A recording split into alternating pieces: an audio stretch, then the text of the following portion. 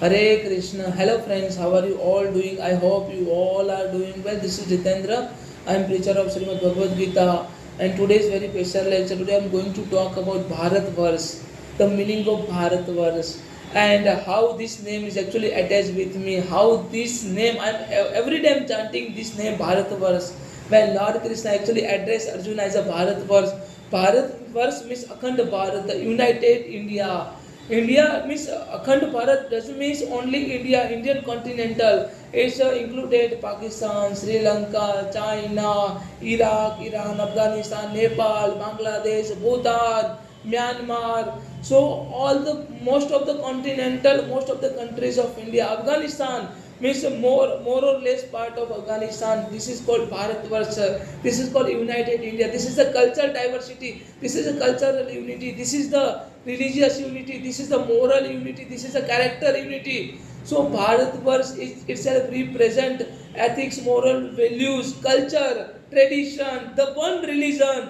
This is the Hinduism. This is the Sanatan Dharma. I'm sorry, I don't have to address Hinduism, but I'm saying it's a Sanatan Dharma. Bharatvarsh itself represents Sanatan Dharma. Bharatvarsh itself represents each and every culture, each and every state culture. Bharatvarsh represents entire Pakistan.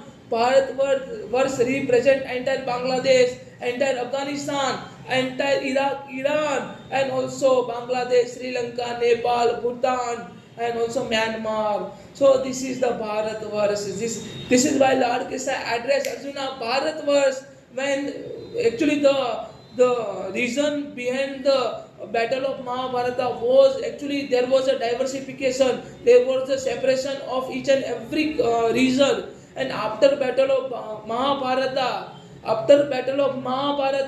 actually each and every continental got united. So because this was the reason actually why Lord Krishna executed entire battle of Mahabharata, entire battle of Kurukshetra, because the different reason actually they got separated, but after battle of Mahabharata they all got united. So for the unity of each and every religion, this is why it has called Mahabharat, because means Mahabharata, great India, and great India is equal to Bharatvarsh. The great India is equal to Bharatvarsh, and Bharatvarsh is very dear to me, and I would always chant Bharatvarsh because I know about the meaning, I know the sentiment, I know the emotion, I know the reason behind the Bharatvarsh, the reason behind the Mahabharat. Mahabharat and Bharatvarsh both are same, and we have to keep both on a same page. So this is the Bharatvarsh. This is the entire bhumi, entire the pious bhumi of Lord Krishna, entire pious bhumi of Lord Ram,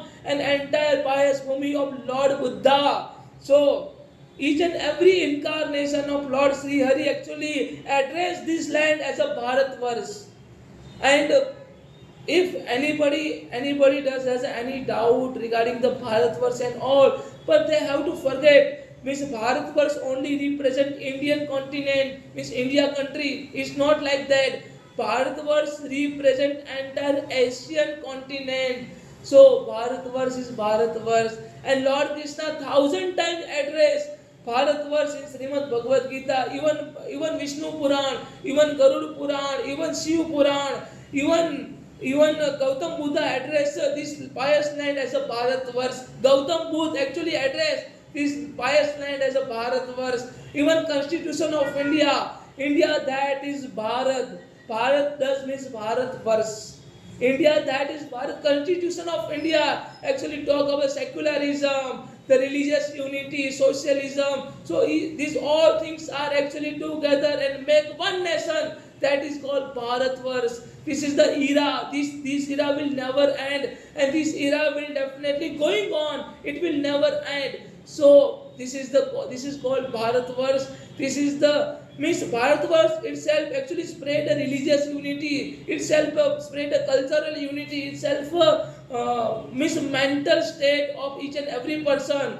Each means Bharatvarsh actually mental state about the unity, integrity, love, Bharatvarsh itself spread love to each and every person. If anybody who is not able to understand about the Bharatvarsh, that particular person has to read about our Purana, Shastras, Upanishad, and also in a Manu Samhita. Actually, this Bharatvarsh actually terms addressed, and even Lord Vishnu actually address when Nar and Narayan both actually took a birth.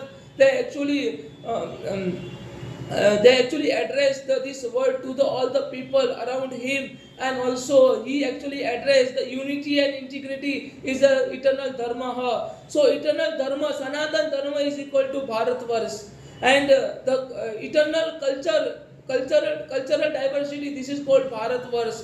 This is equal to Bharatvarsh. Eternal religious diversity is equal to Bharatvarsh. Internal love means eternal love is equal to Bharatvarsh. So each and everything actually mention about Bharatvarsh. So let's promote, let's chant, let's think about Bharatvarsh. Let's glorify the holy name which actually addressed by Lord Krishna before the battle of Mahabharata, and also in the battle of Mahabharata to Arjuna, and the warrior like Arjuna actually addressed as a Bharatvarsh by Lord Sri Krishna, Lord Madhusudan Mukunda Murari Kesava Janardana Govind Gopala Madhava. So don't forget the meaning, the importance of Bharatvarsh, because we all are Bharatvarsh. If any Indian warrior or any Asian warrior who actually waged a war against irreligious practices, against injustice, that person that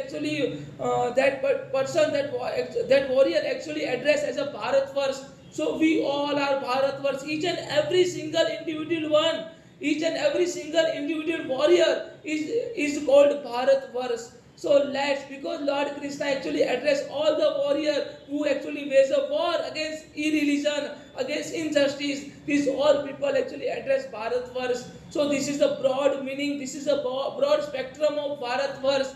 I hope you all can understand. If you have any question, any doubt, then you can put a comment. Thank you so much. Hare Krishna. Jai Sri Radhe.